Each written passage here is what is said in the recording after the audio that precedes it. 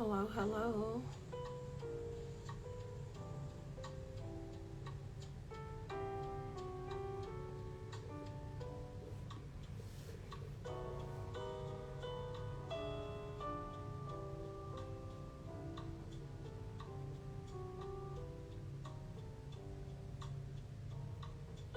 I'm gonna wait for some more people to come in and then I'm gonna get started.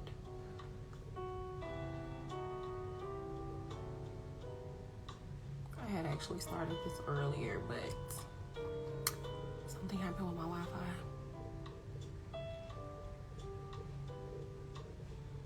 So we're gonna start this again.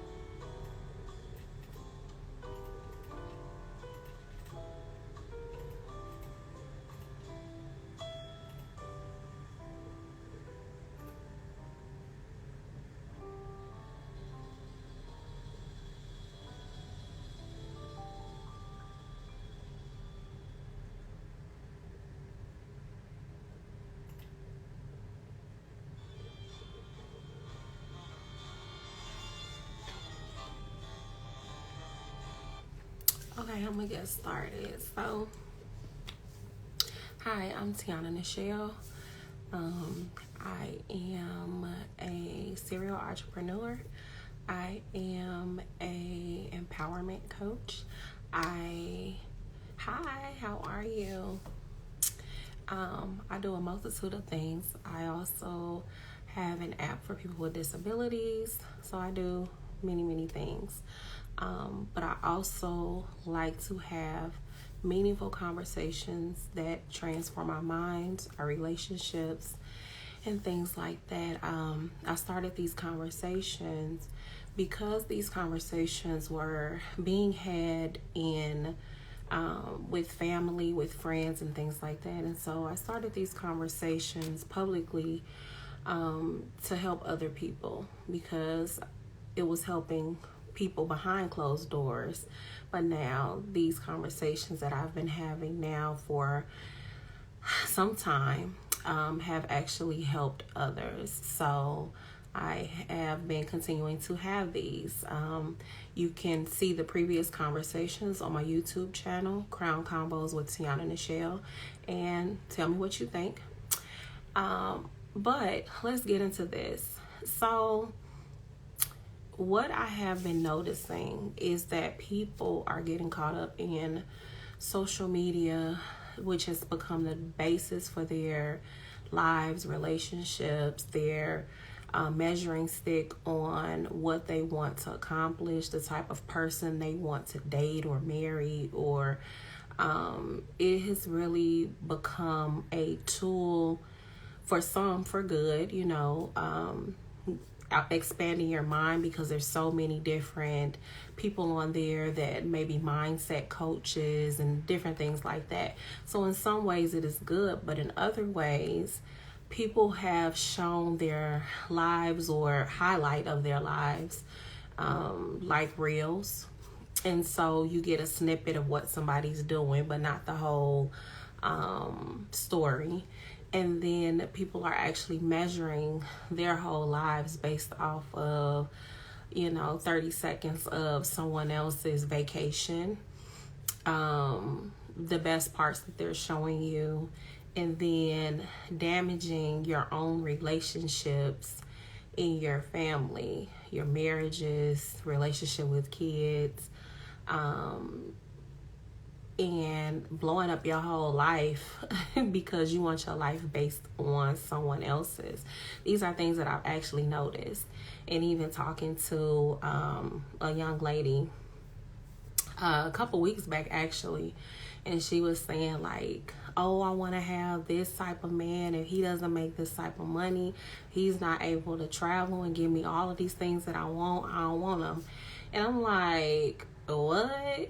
And so she's like, I'm not compromising. I said, so are you giving yourself these things? She's like, well, no, he can do that. He can spoil me. And I'm like, but if you're not spoiling yourself, how do you expect somebody else to just come along and start spoiling you? Like, she's looking at what people are showing on social media. And she's looking at couples that are going on vacation, these couples goals that people are comparing themselves to, and just all of these things. And I'm like, sweetheart, without social media, you would not know all of these things. Like, you would not know who was going on vacation unless that was your friend. Like, you wouldn't have known anything. So what is your basis for this? And she just was looking at me like I had two heads. I'm like, you're living your life based on fantasy. And that's actually, social media can be a two-edged sword because it can be very informational. Like, I've seen some cooking recipes, learned different things in finance that I didn't know before. So it can be a good tool, but there's a fine line when you see like these Black love pages. You see a lot of the fairy tale. You said this conversation is right on time. I actually wanted to have this conversation a couple weeks ago, but I held off, and it was a lot going on too. I had a lot going on, but yeah, when you see these like Black love pages, it makes up in your mind like, oh, maybe I should have him do all of these things, or maybe he should be doing all of these things for me. And like, why? I mean, it's nice to highlight Black love. I love it because I follow this particular page. Because one, to me, Black love needs to be appreciated, needs to be highlighted. It really does in this day and age when a lot of people are looking at single women, and the single women are showing all of the Louis bags that they have, or all of the different things, jet setting, going here, there, and everywhere. But at night, you don't know if they happy. Like, you don't know if they crying tears because they lonely. You don't know. That stuff is only a few seconds of their life, but I guarantee these people are not happy being just single. a lot of them are not. They're making it seem like it because they're doing all of the things that some of us wish we could do. You know, we wish we could just, if we decide we want to go to Greece tomorrow, we can just hop on a jet. I mean, that's nice. But have you all ever noticed that the wealthiest people that have the opportunity to do that are the most miserable? These are the ones that you see in, you know, having drug overdoses or having all of these different issues and all of these different things that are going on. And you like, well, what's wrong with them? They got money. It's not even the money. It's that they don't have the companionship, or they're not experiencing love in real time. What they're showing you is a highlight reel. What did you say? Comparing your whole life to someone's highlight is crazy. It really is. But people are doing it, and it's tearing up relationships. It's literally ruining families. You have women that think that they are supposed to have a man that's like making all this money so he can just do all of these things. But when did you create this idea? This was not the idea that most women had before social media. I guarantee that. I don't even think about, like, when we were talking in college, because I remember you from college, right? So when we were talking in college, we didn't have them conversations like, yeah, I want a man that's going to take care of me and jet set and do all of this stuff. Like, we did not have them conversations. And at that time, Facebook was like just created. And the only ones that could access Facebook was us, okay? And nobody else had access to Facebook, which I'm telling my age, but we didn't have them conversations.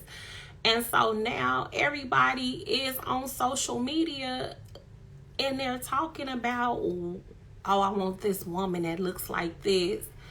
We weren't talking about that. That was not a thing before. So now you're putting unrealistic expectations. You said NIU, yes, go Huskies. I know, right? NIU days. But yes, we originated Facebook. We were like the guinea pigs for Facebook.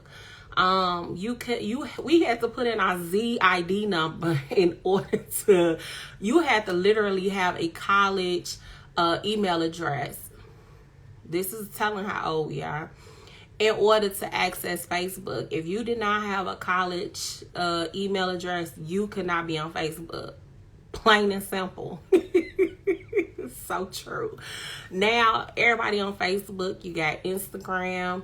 You just got all of these different dating sites. All this, it's like a lot. It's like, to me, an overload of social media. An overload of, it seems like it's just more distractions.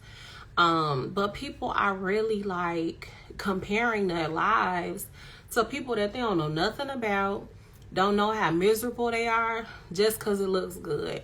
And it's really, really making people have mental issues. It's making people set all of these unrealistic expectations that are damaging themselves, damaging husbands, damaging kids. It's like, it's scary, but nobody's really paying attention because everybody's distracted.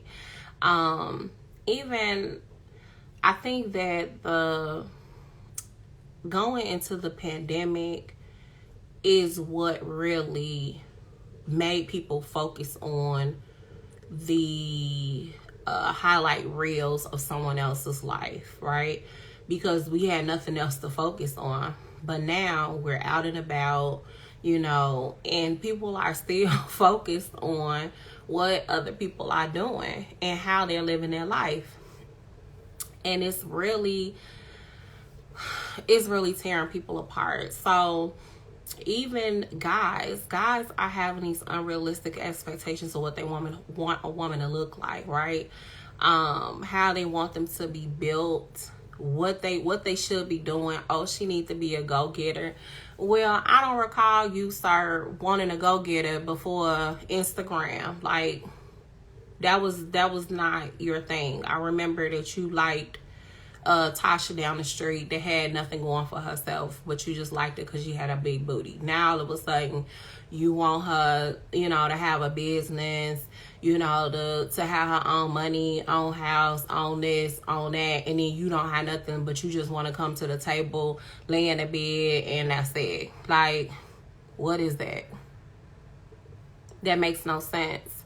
But people are really like focused on this. Even parents with their kids, there are some parents that are comparing their children to other people's children. Oh, such and such got accepted to this college, or he just started his own business, so you got to do this. And it's like, oh, did you see such and such's TikTok video?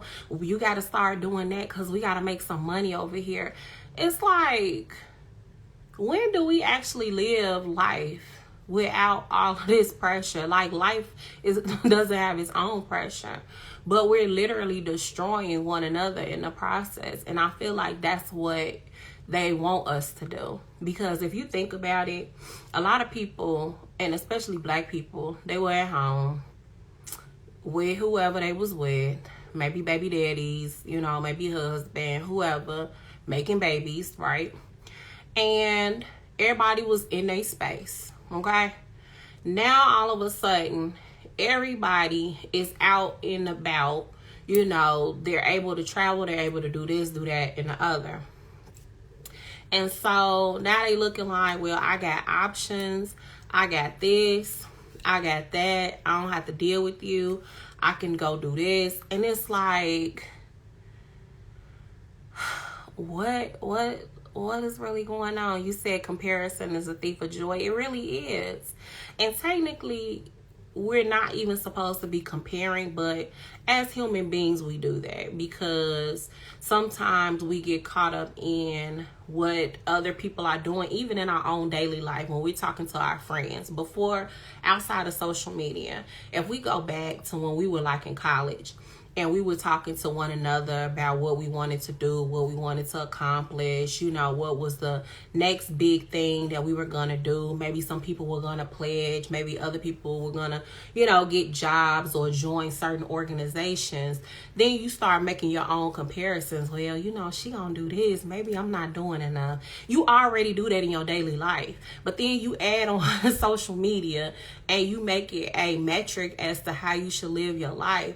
And now you're not even living at all. You living for somebody else, and then you're miserable. And you making everybody around you miserable. And so, like, now it's just really tearing apart the family structure. Now, we were already strained to begin with. I feel like we had more unity in the pandemic as black people than, like, when we're on lockdown. Because we still in a pandemic. But during the lockdown portion, black people were actually like, let's stick together. Now, it's like every man for themselves. I'm trying to understand why this is happening, but the only explanation I can think of is that people are really living their life like it's a highlight reel. So every moment of their life, they have to, if such and such is doing this, they got to do it, and all of these different things, instead of coming up with their own goals, their own aspirations as to what they want their families to look like. And we look at our grandparents or the families that we grew up in. Many of us, everybody didn't have an experience with grandparents or, cousins and all that stuff, but it was more common in the 70s, 80s, early 90s to grow up with cousins and aunts, uncles, grandparents.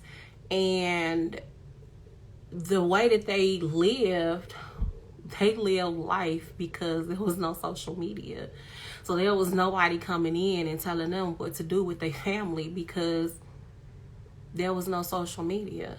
They wasn't on the screen like, girl, you see Mabel over there with, Mabel might have been next door and, they might have a little gossip, but at the end of the day, everybody was not focused on one person because they seen a highlight reel. Like, the family structure was more intact then than it is now. And we actually have more tools to keep families together, which is really crazy. We talk about counseling. We have counselors that are on social media platforms. We have access to all types of resources, yet we are all over the place. What did you say? We had to lean on and depend on others during the pandemic, and it drove us crazy. It did, but but in essence, it was like there was some people that were happy in their bubble during lockdown, right? So people were happy in the little bubble that they were in. But once the bubble opened up and the world opened up, it's like the bubble didn't matter anymore because now the world is open. Let me go see, let me go explore what's going on over here. And I seen such and such, because don't get it twisted. It was people still messaging people, still, sliding on people, going to people's house or whatever. But for the most part, people were more concerned about their family being safe. Now that everything is opened up, people are like, well, I ain't got time for you. I got options. I can go over here and do what I want to do and do this and that and the other. And then they tearing up their marriage. They tearing up their family. And the other thing that I noticed is that people are so distracted on social media that they're not even focused on their kids. It's a lot of kids. And somebody was telling me about one of the apps that had I want to say it was like on YouTube Kids or something like that, and it was people literally preying on children through the app. Well, if they're so glued to their phones and nobody's talking to them or not checking up to see what they're up to, then anybody can infiltrate your house, right? Because they're already, in the phone, got your kids' attention, and you distracted making a TikTok video over here. You're not seeing what's going on. But it is a lot of that, because I was actually watching this thing, and this is the other thing. When I'm talking about our families being destroyed, I would say that they are, because a lot of people are losing their marriages and losing their children. Kids are coming up missing, and ain't nobody even talking about this. Like, I know that last week the news actually talked about a few of the black girls that were missing, but I started watching this Netflix special actually early last week. It's not Netflix. I'm sorry, it's HBO Max. Let me correct myself. Called Black and Missing. And it talked about all of these missing children, missing people, honestly, because some was grown, but the ones that they really highlighted were younger. They were like teenagers. And the common thread, I would say, is that they had access to apps. They were able to be in chat rooms, talking to whoever, and they're locked up in their room. Parents are thinking, oh, you on the phone with such and such. But the whole time, these girls are on these apps having conversation with grown men. Okay? And then they're saying, and I know girls gonna be girls, kids gonna be kids. You can be like, I'm going to such and such house, and then, the boy gonna meet you at the end of the block or something. I don't know, Kids do stuff. Like, we was all kids once. But today's world, yes, it's scary. It's really scary, because a lot of those kids are talking to grown men, and then they go out with their friend. The friend, like, the girl asks, one of the girls, and you all can actually check this series out. You can check it out. It's Black and Missing on HBO Max. And one of the cases that was on there, the girl told her friend to take her to this guy's house. And they took her, and that was it. Now, the mom actually has a tracker on the phone, so she can see, where her daughter is. But at that night, she wasn't paying attention to it, obviously. But then the daughter doesn't come home. So now she looking like, okay, where's this girl at? Call the friends, ask the friends. She look at the app that she has on her phone that, is tracking her daughter's phone, and finds that it's coming from a house like a few blocks away. She goes to the house and asks, has her daughter been there? The guy comes to the door and says no.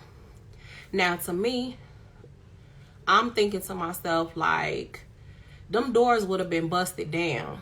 You asking somebody? No, the squad would have ran through that house. We not doing that. But whatever. It's not my story. This is this lady's story. So she asked the guy, and he said no. And then she's like, but and she's explaining, and I'm thinking to myself, like, why are you explaining anything? You can clearly see that your daughter's phone is at this house, and you know that this guy is lying. Meantime, in between time is ticking away. What? She goes to the police. Police don't do nothing. They they classify her as a runaway. That's the other part. A lot of these cases have been classified as runaway cases. And they're not taking it seriously. Cops don't take it seriously because the truth is that Black people don't matter. I don't care what they was talking about when we was on lockdown, that Black Lives Matter. I don't care how many stores post Black Lives Matter in a store. Law enforcement and the government don't think that Black Lives Matter. Let's just be clear with that. So, when Black parents are going to police officers to try to file complaints, these complaints are not being taken seriously. They are classified as runaways. However, when the Petito girl came up missing after she went off with her boyfriend, he comes back from hiking and she don't come back. Oh, they sent a whole army of people to go look for her. And if any of us remember, at the same time, Jelani Day was missing, but wasn't nobody looking for him until his story got picked up by Fox News. What's her name? Tia Ewing. And that's when it picked up, and then they finally looked for him, and his organs was missing. I don't know why that's not disturbing anybody, but that's very disturbing to me. And so nobody has really been talking about it. It's just something that got swept under the rug, but they still talking about this Petito girl. They done tracked the boyfriend, his whereabouts, and whatever else was going on. They still talking about it after the stuff is over with. They not talking about Jelani Day. Even in these cases, these mothers are going out into the neighborhood and still looking for, yes. You said I didn't hear about the one with the organs being missing. If you Google Jelani Day, it will come up. It will come up. And his organs was missing. His brain was missing. A lot of the stuff. And so this is the other thing. Once I watched that Black and Missing, it made me get on my phone and start researching. Like, is this a real thing, right? So I picked up a story that was on NPR.org. Yes, it's the Black boy. I picked up a story on NPR.org where it says tens of thousands of Black women vanish each year, right? So this one was from September 24 that talked about that last year there was nearly 100,000 black girls and women missing. I think I actually have I'm gonna show you because it's right on my phone. Can you see that number?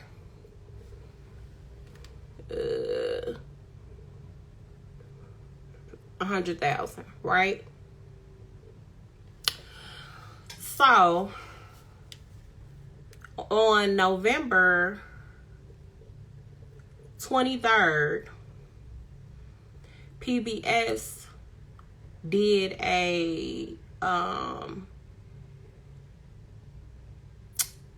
their own story, and it talks about 300,000 girls. Can you see that? It might be blurry. I don't know if you can see it. 300,000 girls went missing in 2020.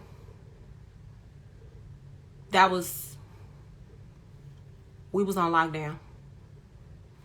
So explain to me how 300,000 girls come up missing during the middle of a pandemic when everybody's focus is supposed to be on family. That's really odd to me. But that's saying that, one, we are all distracted. Two, that teenagers and kids have too much access. And three, that we really need to be paying attention to what's going on in front of us and around us. Because I was even watching a story where a guy was talking about in California that there are people that are human trafficking, and they're putting holes in people's trunks to monitor their activity so they can be kidnapped for human trafficking. And I'm like, what kind of craziness is going on? But these are things that we really need to be paying attention to. I'm not saying live your life in fear, but open your eyes to what's really going on so that you understand what's going on in your universe outside of TikTok and Instagram, and so that you are more aware of your surroundings, protecting your family, all of those different things, but also keeping your family unit together. The other thing that stood out to me in one of those stories on Black and Missing was that one of the girls was really impoverished. And when I say really impoverished, I mean she was a foster kid that had kids who she never really grew up. Like, I don't even think she graduated from high school. But she was having babies. So she was living in shelter with her kids. She met a guy, that she started dating. They moved into the shelter together, and he finally found a job, and his goal, the job that he had, sent him away a couple days a week.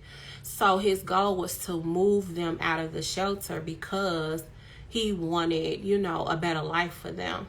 Well, while he's away, the woman allows her daughter to go hang out with the janitor. Now, in my mind, I'm like, why would you let your daughter go hang with the janitor? But this is the statement that she made, that he was a nice man. He always gave them things, and he just seemed like a nice person. So she allowed her daughter to be around this guy. And I'm like, excuse me, a grown man with a kid? Okay. So the boyfriend, fiance, whatever he was, yes, predators, grown parents, and that is exactly what he was doing. So she talked to the guy that she's dating, or I don't know if they was engaged, whatever they were. while he was away, he asked to speak to the daughter. She's like, oh, she's with her friend or family or something, she tells him. Some lie she make up. She never told him that the girl was missing. So he said something didn't feel right to him. He comes home. He's asking, where she's at.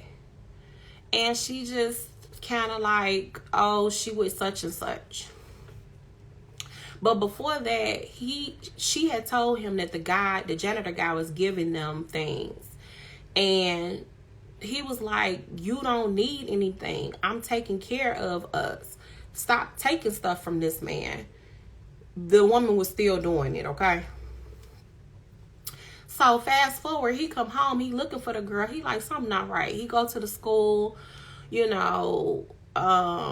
and talk to whoever was at the school, whoever this guy was, and come to find out the girl had been missing from school.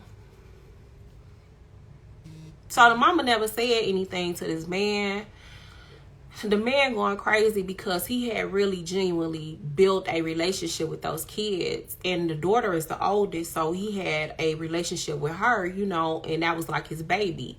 So he's like, what is going on? Why are you not telling me?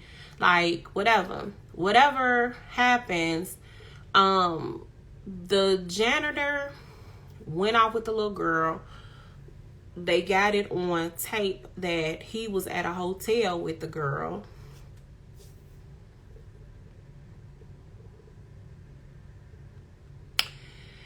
And the girl had never been seen after that. The janitor killed himself. The parents don't have no answers. And the girl has now been missing for 2 years. Yeah. So this is really a thing. But to see, when it made me, like, after watching this story, it made me, like I said, look at this. And I'm like, this has been happening the whole pandemic, coming up missing. And so I feel like if we're focused more on our families, it would decrease the chances of something like this happening. I'm not saying that it won't happen, but 300,000 is a big number.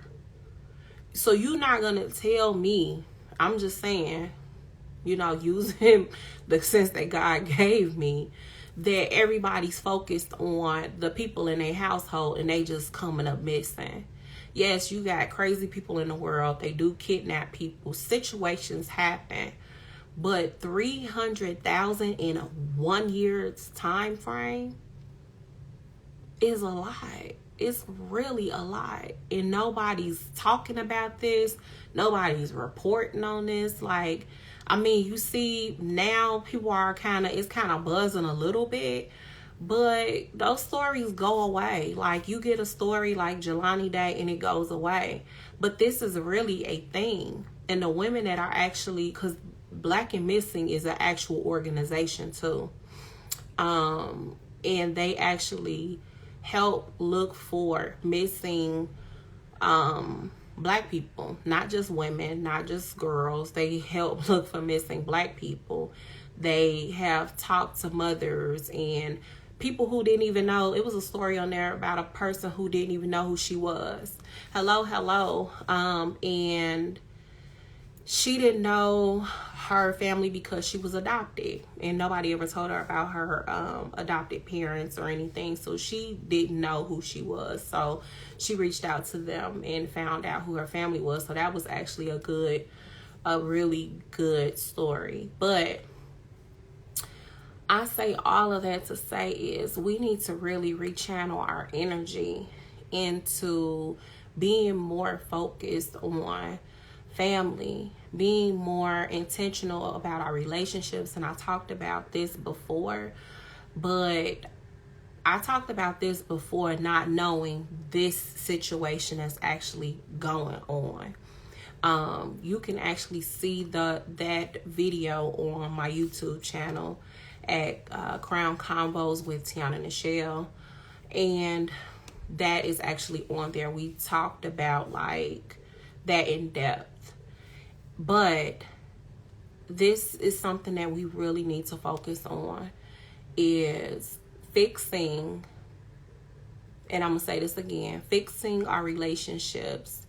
Husbands and wives, no, I'm not married, but I am saying fix your relationship, because there's something in the air that is breaking families apart. I'm not going to just say that, it's on social media. I feel like there is a spiritual tug that's going on, and a lot of husbands and wives are separating from one another and thinking that this is a normal occurrence. And to me, it's not. It should not be normal.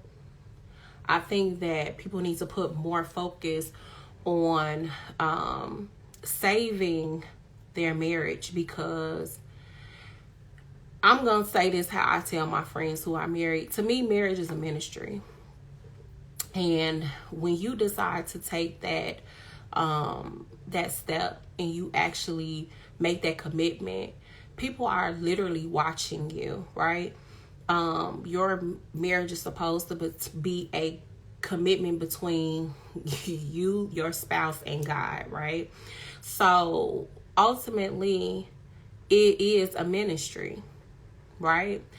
And people don't look at it like that. They look at it like, oh, we just in love, so we just want to do this. But no, people are looking at you. People who aspire to be married, because you have some people that have wanted to be married their whole entire lives, they're looking at you. If you have kids out of that marriage, they're looking at you. And they will mold and formulate their opinions of what marriage is based on what their parents are doing, or what relationships are based on what their parents are doing. Now, I'm not going to say that you can control everything, because you can't control another human being. But if it's worth saving, then save it. If it's worth working on, then work on it. It's not going to be easy. It's not supposed to be easy, because you can't control another human being. But somebody that's willing to work with you, as long as the person is willing to work with you, then you have something to work with. But if it is that you want that person to mimic somebody else, that's not a good reason. And I have found that people, even in dating or choosing a mate, they're like, well, they don't look like this person, or they don't act like this, or they don't do this. And then you're messed up. Like, you're messing it. You are literally, one, being superficial, but two, you can't have a healthy, stable relationship based on superficial nonsense. But when you get married, things are gonna happen.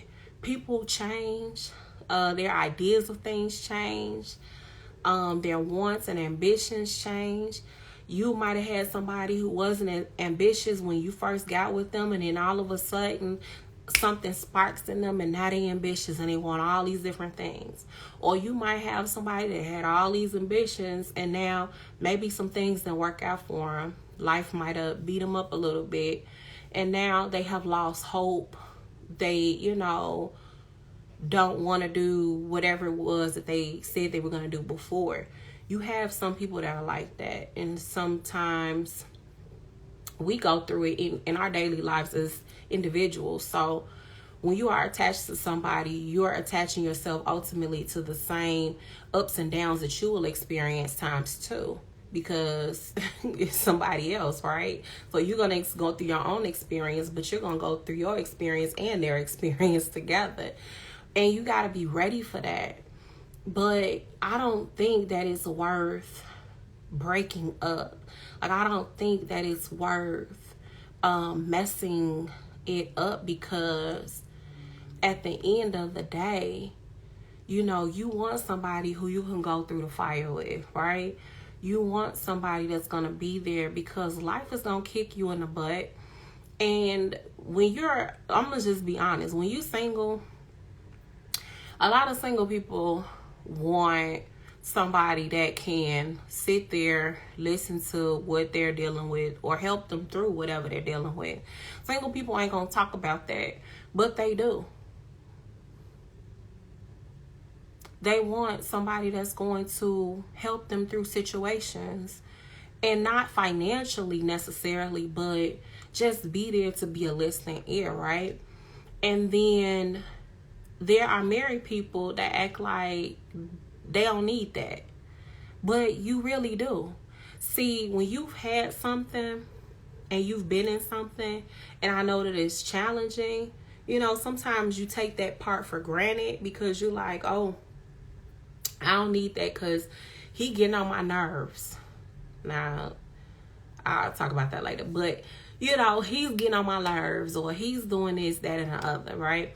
So, you're not pressed for anything. You want that man to get out your face because he live with you. But, like, for a single woman, she's like, I want, you know, somebody just to hear me out when I'm going through, or, you know, somebody passed, or, you know, my dog died, or whatever the case may be. I want that companion that's going to lift me up, going to talk to me, sit with me, comfort me, that part. But there are a lot of people taking their relationships, their marriages for granted, and not realizing that that is a part of the journey. Like, the journey of marriage has hills and valleys, has all of the ups and downs and twists and turns. But at the end of the day, that is supposed to be your person. So when you are focused on what other people are doing, you're missing that connection with your person. And then you're allowing the doors to open for something else or somebody else to get into your relationship.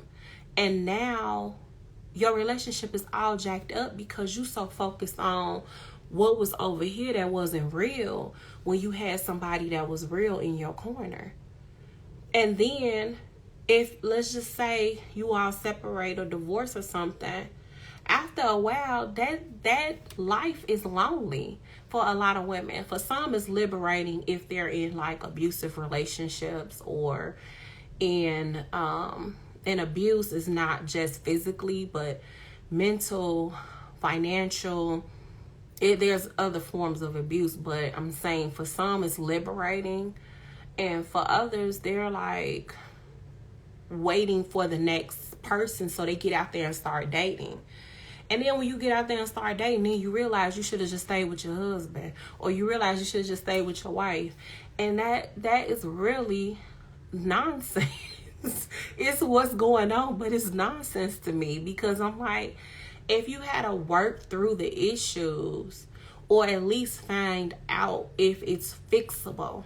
And I think people glaze over that. Is it fixable? One, you have to stop comparing yourself to these hypothetical people in the world. You know, the people that's telling you you don't need a man to do nothing, you can go out and do it on your own. And them the same people that's on these dating sites desperate.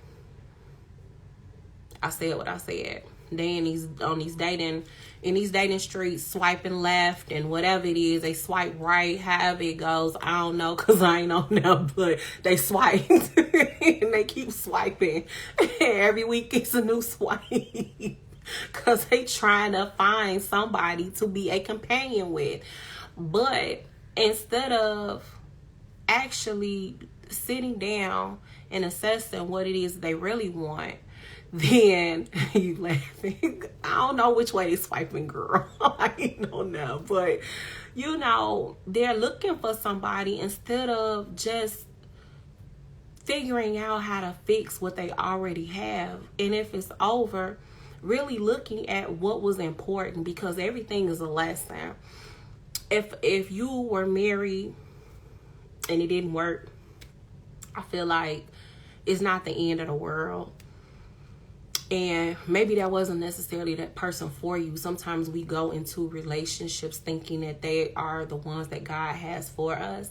And sometimes it's not. Sometimes, because a lot of us don't consult with God, I would say that's the reason why, one of the reasons why I did not get married this last time. Because I realized that that was not for me. And if I had done it, it wouldn't have worked. But we don't consult with God about our choices before we make the choice, right? And we go into it because we're in love. We're going based off our emotions, but we're not really looking at whether or not the person is really for us. Maybe we look good together, on our Christmas pictures. So maybe we look good together, and maybe it felt right at one point. But sometimes there's a little nudge that we get that tells us that something is not right, and we'll glaze over it. He said consulting with God is so important. It really is. And, there's some people that don't believe in God, but I'm like, if you don't believe in God, you believe in something. Some type of higher power, something you believe in, the spiritual realm, but you feel it. You feel something inside of you that's telling you that it's not right. But a lot of times we pass that feeling and go with it, and then we wind up married to somebody or in connection with somebody that we shouldn't have been. But if you've been married and it didn't work out, I don't feel like that's the end. I think that consulting with God is important for whatever you decide to go in the future. But it's also a learning lesson for you. What did you learn from it? What was your takeaway? Maybe it's something that you should not have done, something that you should have done. If you think about it, what were the things that you saw before you got to that place? Or what were some of the red flags that you just passed over?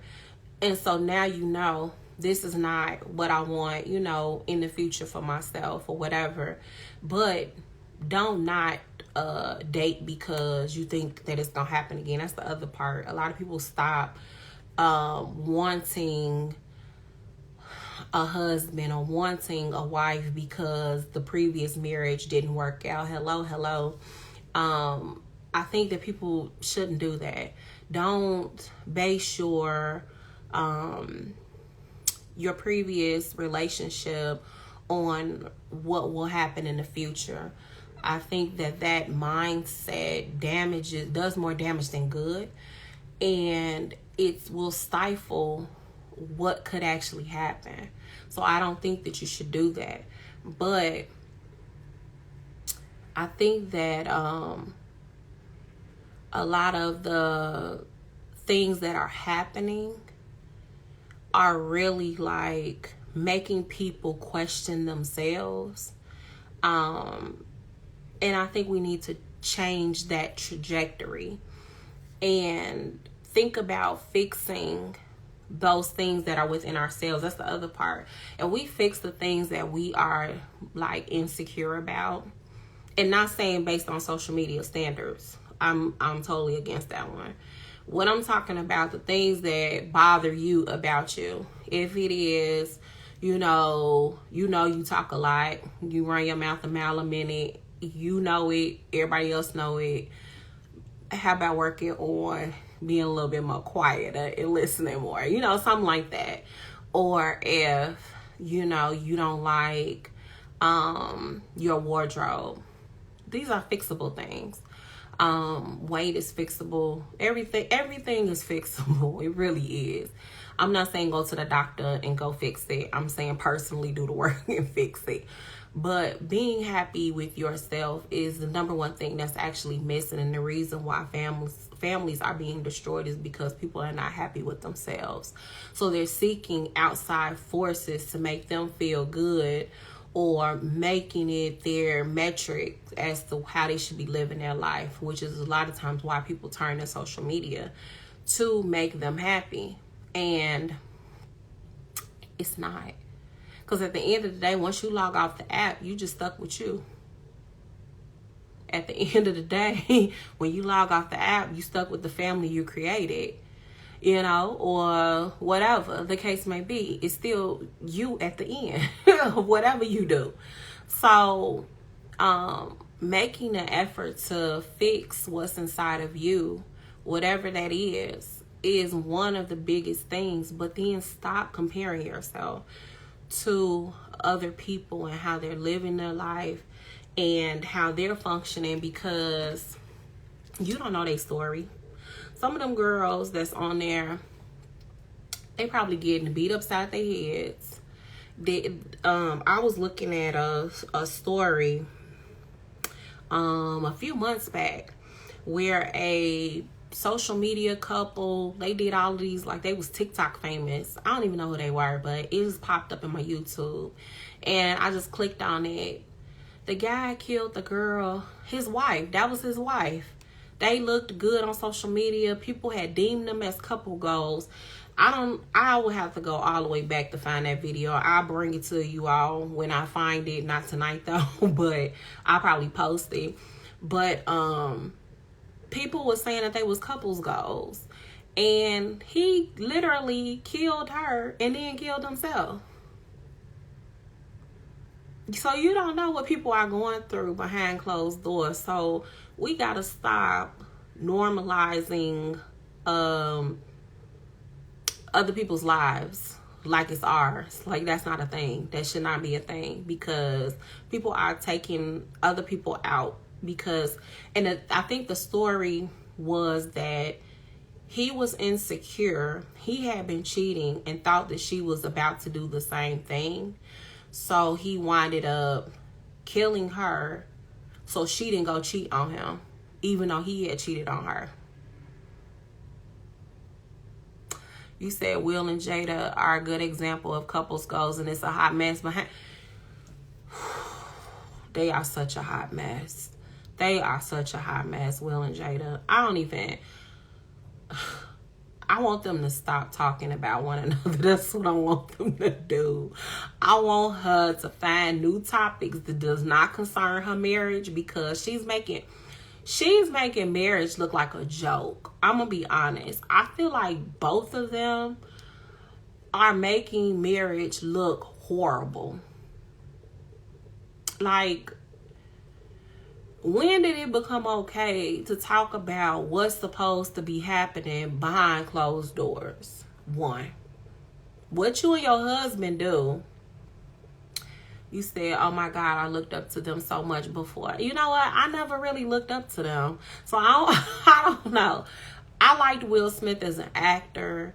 I like Jada as an actress.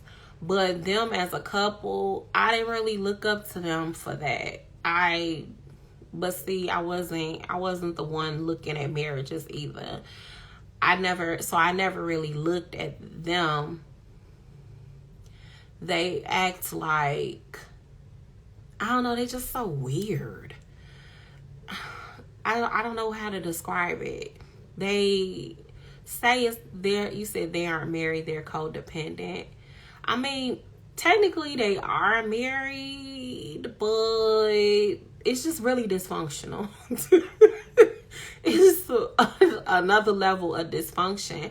And it makes marriage look like it's a joke, because technically when you are married now, I'm not saying whatever rules that you all have for one another, whatever you got going on in your marriage, I can't tell you what to do in that's y'all agreement. But at the end of the day, marriage is technically supposed to be between one man, one woman, biblically speaking. Marriage is supposed to be between the two individuals, not them two and everybody else. And whoever you said that is not marriage, it makes marriage look very it does. It makes marriage look so unappealing. Now, I'm going to tell you, for a person because I was a person that didn't want to be married, okay? And that's me being honest. Like, growing up, I didn't want that. Although, I've been asked a lot. I've been engaged quite a few times. But it was not something that I wanted because I just didn't see the purpose. But as I've gotten older, I see the purpose. And now it's a scary thing. And it was scary when I was younger, but it's scary now because people are basing their relationships off of people that are like Will and Jada, or off of people like, there's a young lady that I follow, and she's poly. And I'm not saying, again, you say, are you the runaway bride? Something like that. Girl, we gotta talk. Yes, something like that. But this lady, she's poly. And it, to me, what you do in your marriage is your business. But at the end of the day, people get scared of stuff like that because it's like, okay, if I marry somebody and then they decide, you know, that they want this lifestyle, like, I don't want this lifestyle. So what if they decide that this is something that they want to do? But this is actually a thing because she's not the only person. She said it's a whole community. Girl, I don't know nothing about all that, but it just makes it so scary because I'm like, she said she wasn't this way before, and now all of a sudden, you know, she is this way. She got a husband in doing this stuff, and they got a whole relationship with another man, and it's a lot, girl. It's a lot. But, I mean, that's their business. That's what they decide to do. But at the end of the day, it makes the monogamy part of marriage seem like it's BS. Hello.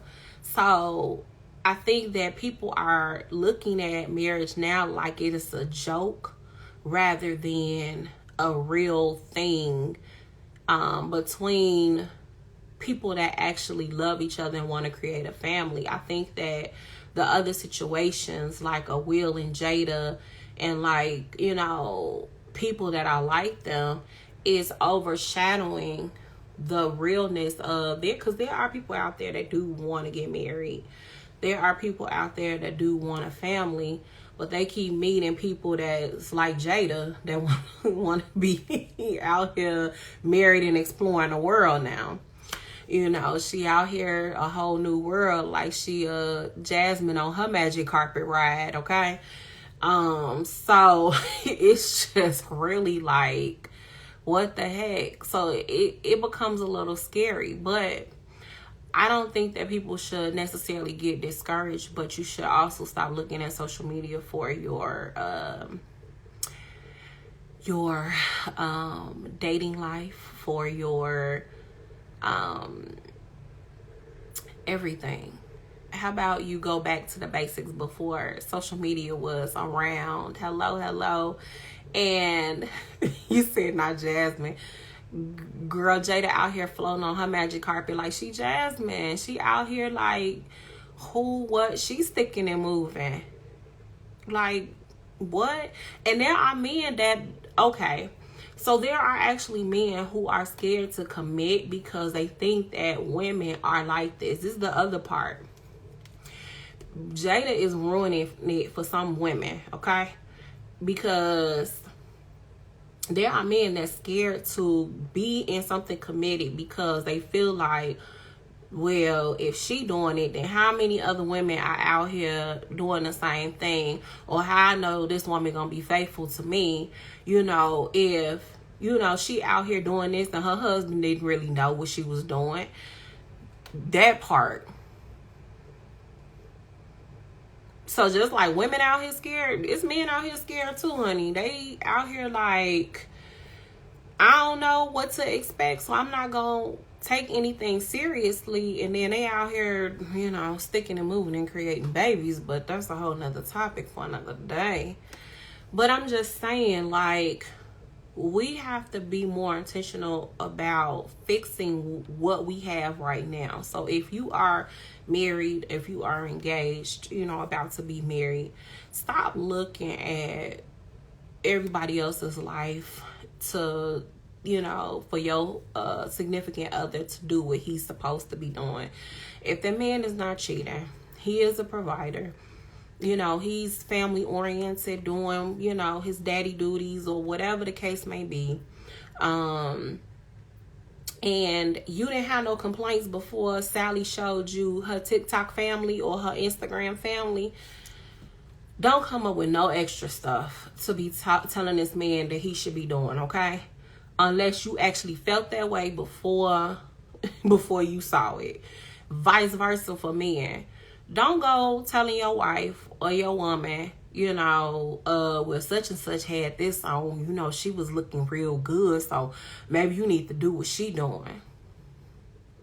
Did you have that expectation of her before Sally Sue showed you her butt on Instagram? If that's a hard no, like, then just stop it. Just stop it. Because now you are creating insecurities where there should not be. You are messing up what you already have going on based on somebody else. And then paying attention to the needs of one another is really important, which I did talk about before. When you're fixing your family, because I feel like there's a fixing that needs to happen right now, because there are a lot of splits happening in families, and it's really due to these standards, these unrealistic expectations that people are having. But the one thing that I said was stop comparing yourself, but also making sure that needs are discussed. Expectations of your own, all on your own, are discussed. And then catering to that person the same way they cater to you. Because I actually had a whole conversation about that whole how wives and husbands should be conducting themselves. I even went to the scripture, brought it up and everything that is on my YouTube channel, of how husbands and wives should be catering to one another. It should not just be a wife's submission. It should be a husband's submission too. It says it in scripture, but people missed over that whole part. But that's a whole nother. We can revisit that if y'all want to revisit that. But yes, understanding the person that you are with and having the conversations about what makes one another happy is really key. And then also, if you have children, bringing them in on those conversations about, you know, what they like, what they want to do, what, you know, having those family dynamic type of conversations. Like, let's just say it's a Friday. Let's say you and your spouse don't do date night. You decide we're going to have a family night. Well, we actually have family conversation and allow it to be a candid conversation. So whatever is talked about on family night, you don't discuss it beyond family night unless it's something that is a real pressing issue. But finding out what the kids are up to, what they think about, what's going on in school, because a lot of times families don't have time to do this throughout the week because why everybody's going to work, to school, to whatever sports activities they have, whatever they have going on. It's like 100 million things going on Monday through Friday, right? So since everybody's not sitting at a dinner table and people are probably eating dinner where they are, or, you know, trying to decompress from all of the 100 million things they have to do all day, maybe set up a Friday, maybe a Saturday, and say, okay, we're going to talk about this. This is what we're going to do. We're going to sit here. We're going to have a conversation, find out what's going on. Remember when, I don't know, everybody's family is different, but it used to be family dinners back in the day. You know, even on TV, you know, they had family dinners, but create it how you want to create it, but, you know, have the conversations is what I'm saying. Be creative, but have the conversations so you can find out what's going on in these kids' lives. Like, and keep those lines of communication open, because I even talked about this before. There are a lot of things that kids don't say. because they feel like they're going to be judged. And so if you create a space where they can tell you things, not where it's disrespectful, but being able to communicate what's happening in their life so that they're not so pressed to impress other people, which is some of how these girls started talking to these men on these apps, is because they were looking for somebody to talk to. And they didn't really have that. So putting that in place, to me, can save a lot of situations from happening. And I'm not going to say kids going to tell you everything, because they not. I didn't. We didn't. You think back, you was a kid, you didn't. But you know what I'm saying? Like, but most parents did not have open lines of communication with us either. It was like, you can say certain things maybe, but you couldn't tell your parents everything. You were seen and not heard most of the time, but we live in a day and age that don't work, because seen and not heard ends up in kids missing. So I think that in order to change some of the things that are going on, we got to move differently and be more intentional about how we communicate with one another, what we do with one another, how we talk, to each other, and finding out the mindset of another person is really, really important, because when you don't understand other people's mindsets and you just doing something based off of your own, you're going to miss it every time. You're going to miss what you should be getting every time.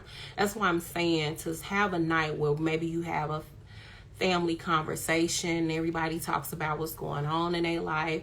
And it's just for this one night where you all basically decompress. No, it's like a judgment-free zone. Something to that effect. So that it opens up the lines of communication, and your kids can start telling you, like, this is what I'm feeling. And then you have boys that are struggling with that too. Girls are a little bit more vocal because, we like to talk anyway. But boys are taught not to talk. Yes, family check-in. And just find out, like, what's going on. You'll be surprised, because boys hold a lot of stuff in. They really do. They have to be strong. I feel like it's pressure on girls, but it's also pressure on boys too, because they have to appear to be stronger than what they are. They have to appear to be all together and be like, I'm that man. And they be really falling apart too. And I don't think that women really take that into account when they're raising boys. I mean, there are a lot of women that baby their boys. I'm not saying baby them. I'm saying understand that, give them healthy boundaries, basically. Like, it's okay to have emotions and show them how to channel those emotions. It's okay if you feel a certain way about this, but helping them to not be angry and aggressive when expressing those emotions. I think that should actually be taught to them, because a lot of boys are really dealing with some stuff. And then too, because they're told that they have to be like so aggressive, they're not in touch with females. So you think about how they would be treating women, because they're not in touch with their emotions. So I think that too, there needs to be a realization that you're raising tiny human beings to be grown folks, to deal with people of the same and opposite sex. So how you want them to treat, if they were, ready to get married or something, how they would treat their spouse. These are the things that have to be noted in the back of your mind, because they're going to grow up and do this. I was talking to a young guy He was 19, and first off, what he was saying, I was like, speak English. But then I started following along. I'm telling my age, but some of these terms, like sometimes I know, but others I'll be like, okay, whatever you saying. And he was talking so fast, it was honestly giving me a headache, but I'm like, okay. But in him talking, like, he said a lot of stuff that in one, it was like a part of the sentence was showing his vulnerability and that he's like out here trying to figure it out and make it in the world. In the next sentence, he was bashing on his mother, his kid. And it was just so disrespectful. And I was like, this young man is confused. He is so confused. Where is his mama? I need to understand what's going on. I sound like somebody on TV for real, but for real, I'm like, he confused. How do you go from being like he's responsible at the beginning of his sentence, like, you know, he's trying to make it and he's trying to do all of these different things and he got goals and dreams and aspirations, and in the next sentence, you know, I'm a father, and I'm like, oh, okay, congratulations. No, because she tricked me into that, and all the conversation went left after that. The next thing you know, you can't let these, you know, fall for you, because then they be stuck to you, and then all of this, and they want to be a family. And I was like, but you just created a baby, and you don't expect her to want to be a family. Y'all was together, wasn't you? Like, but you trying to be a man out here and be responsible. That's what you just said. I'm confused, Chad. I'm confused. I don't know what's going on. Whatever. I was happy when he stopped talking to me. I was so happy. But I was like, where is his mama? Like, where are these mamas that's raising these boys that sound like this? Because we need to have a conversation. Something's missing here. Are you not talking to them about how they should be talking to women? Or are they seeing something they should not be seeing? Because sometimes kids see certain things, base their opinions off of what they see rather what you're telling them. So I'm like, I don't know what's going on with this young man, but he's all confused. Jesus help him. But I say all that to say, that is an example of somebody that needed to have a family check-in and needed some guidance, and there are some missing pieces. And he's a grown man now with a child of his own that he will help to mold, and she'll be dealing with the same type of man that he is.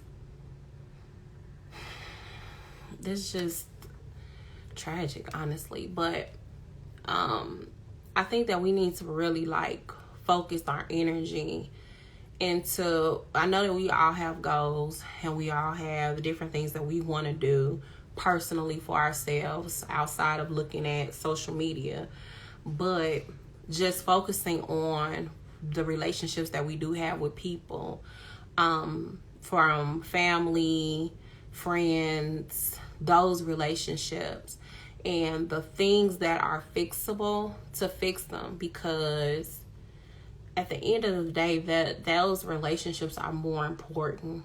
Like, when that's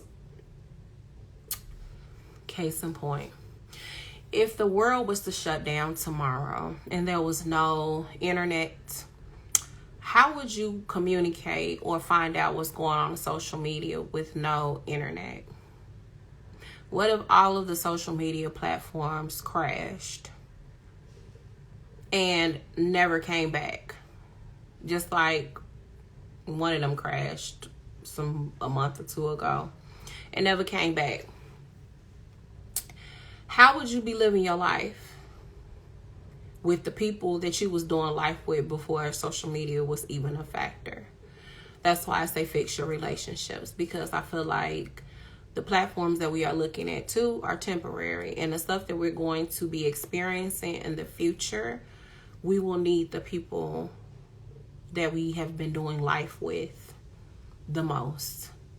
And so we need to fix those relationships and understand that those relationships are really important. Understanding that being a family, having a family dynamic is really important, even though there's not too many people that's stressing that, but I am one to stress that. It's a lot of married women that I follow that talk about, oh, don't listen to your single friends because they don't know the first thing about marriage. I'm going to tell you a thing or two. As a single friend, I would tell you to fix that ish, because it ain't nothing out here in these streets for you to be going to search for. So I am the single friend that will give you the complete opposite advice of what you're looking for, because I'm going to tell you to fix it. So I don't know who these single friends are that they talking about that be in these streets, but I ain't one of them. Because I'm not about to tell you go leave whoever you with. I'm going to tell you, okay, you need to fix it. What you can do, what we need to do, what needs to be happening. Like, did y'all get counseling? What need to happen? A couple date nights? Like, let's talk about this. I'm that person. Because I really believe that marriage is something that is sacred. It's something that is a ministry. It should be done. It should be experienced. And don't let nobody tell you otherwise, because at the end of the day, they all want it. They all want it, but ain't nobody about to be married. Ain't nobody about to be marrying these deflated booties, these done up bodies. All of these things these women are looking for are the very things that your everyday woman is getting. So don't let these Botox injected faces and butts and whatever lifts and whatever they be getting, don't let them tell you nothing otherwise, because they're gonna be the same people that's gonna be running up after whatever. Don't let me get started, because I done had a whole conversation about this before, how people be coming in trying to mess up what you got going on because they want the same thing and they trying to figure out how to infiltrate it. Don't allow for none of that. Make sure that you do what you need to do on your end to fix what you got going on. Stop thinking that there is grass that is greener on the other side, because it might look a little green right now because they might have put that artificial grass, because that is a thing too.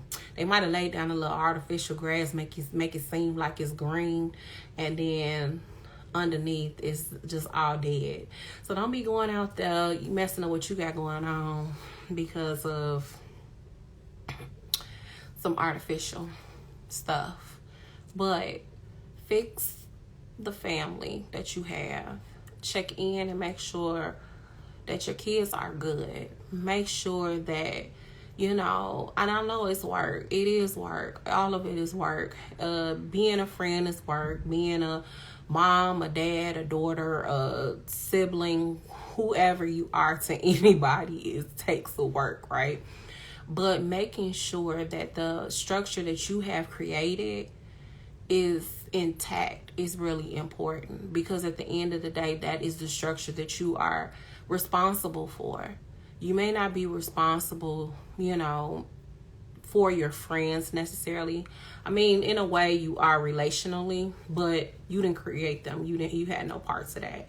But I'm saying the family that you created, you are responsible for them, and making sure that all is well with them, and making sure that all is well in your household versus somebody else's household is what's important. And so that was what I wanted to talk about. Did you have anything else? So let me go back to the points. Did you have anything that you wanted to add? No. Okay, so I said stop comparing. The other thing is to be present. So having family check-ins is helping you to be present in your relationship with the people that you are doing life with. Understanding what is going on, what can be fixed, and be open to change, because there might be some things that you may think is working that may not be working. And it's important not to get offended if you find that something is not working, but to take it in and be like, okay, well, maybe I need to step back, think about it, and then make some adjustments so that your family is intact. Now, I'm not saying if it's something that's really like a really goofy adjustment, like based on somebody else's standard type of adjustment, but you know, something that maybe, you know, you yelling at the kids all the time, it might be going in one ear out the other. Maybe you got to just talk to them, bring it down a notch, something like that, you know. Or maybe, you know, having the family check-ins is really working. Maybe having conversations with your spouse when the kids go to bed, having a spouse check-in and see, okay, how's this going? How is that going? Having those things, seeing what works, but being open to change. And understanding that as a family unit, you're gonna fight. You're gonna fight with your best friend. You're gonna have arguments. You're gonna have arguments with your husband, with your wife, your kids, whoever. You're gonna have disagreements because you are not the same person. But it's okay to disagree, but realize that you all are in it together. That part. What we don't realize is division comes when we wind up fighting one another instead of realizing we're in this together. Like how they said it's so cliche with the pandemic in the beginning, we're in this together. But families are not saying that. Like, families are not saying that on a regular basis, and y'all, you know, are in the same household. Okay, we're in this together. So because we're in this together, these are the goals for the family. This is what we need to do. This is what we want to do. You know, this is the greater goal. That part. Families are not doing that, but it needs to be done. In order to save the family structure, I feel like it needs to be done. Even bringing back like family game nights. If you all have because they're like, if you go on Amazon has some really good games for families, for couples, all that kind of stuff. I actually ordered a game for couples. I did a conversation starter game with the guy that I am with. And it's not anything that I thought that I would do like before. Like I never did anything like that. But I felt like I need to approach things differently, because at one point I didn't really value relationships. I talked about this before. I didn't really value relationships, and I kind of looked at my relationships like they were disposable at one point. So this is me being honest. My mindset has shifted a lot within the past few years, because I realized that relationships are very important, and that people are important, like, and creating memories with those people and making the best of whatever the situation is, you know, between you and whoever you're with, including your family. Like, it's not gonna always be rainbows and sunshine, but like creating memories is really important, because you don't know how long those people are going to be here for. but also getting to understand a person and rather not just going through the motions. And so this time I decided to do the conversation starter. And I tell you, that conversation starter is like the best thing. It's the best thing because it has topics on there that you probably wouldn't even ask. Like, you know, when you go on, and even people that have been married for years probably have not even asked certain questions. These ones were like really deep. They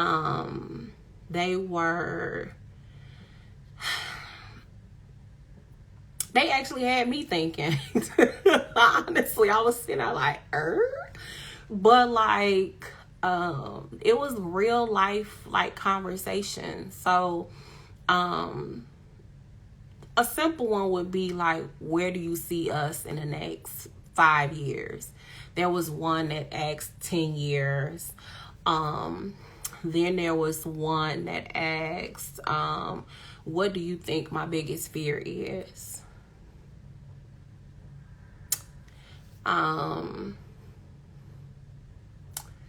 I don't think couples just randomly ask those questions. Like, what do you think, you know, my biggest fear is, or what my biggest accomplishment is, or what do you think I want to be most successful in, or, you know, how do you think a child would change our dynamic? Like, what, you know, stuff like that. Most couples don't ask them questions, but it actually has like 100 and something odd questions. I mean, I ain't asked them all, but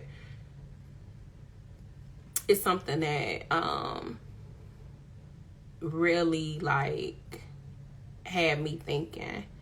So I would say, because even there are family games on there that has conversation type starter. So Amazon, y'all go to Amazon. But for couples, I think that those conversation starters are needed because it helps you to understand the other person, their thought process. And then it helps them to understand you too. So now you all gain more insight to one another. So now you know how to navigate each other. That's the other part. Knowing how to navigate one another. So it's really good. But those are things that are needed in order to keep everyone together intact. Like I said, I know it's work. It takes work. Everything is work. You're just born in this life and it just become work, right? But for real, I think that right now our family structure is under attack, and the things to do is to be present, to stop comparing yourself to all of these social media influencers and Joe Blows off the street and whatever. Being open to change and understanding that everybody has their differences. Nobody's going to have the same thought process and opinion about things. It might, you might fight and it's okay. But realize that there's a greater goal in this and fight for your family. If you are a person that is in a marriage and you want your marriage to work and the person that you're with wants it to work, then figure out how y'all gonna make it work. Figure out what counseling you all need. Start from the beginning of where, what you all liked about one another at one point. Start from the beginning. Sometimes you gotta hello. Sometimes you gotta go from the beginning of a relationship to understand where you all took a wrong turn at. Understanding how you all met and what attracted you all to one another and what was the deciding factor for you all to get married. Backtracking sometimes helps you to rekindle that relationship. And not a lot of people do that. But sometimes you have to go back and retrace some of those things, rekindle some of those moments, and all of that kind of stuff to see what it was that drew you together. So what did you say? Okay. But having that family dynamic is really important, and just understanding that that's something that we really need to be focused on in a world full of distractions. So since I thank you all for joining, thank you for the ones that actually contributed to the conversation. Just remember to be present, to make sure you actually work on it by having the conversations, realizing that you all are in it together, being open to change, and stop comparing yourselves to these people out here in these streets. And with that, you all have an awesome night. Bye.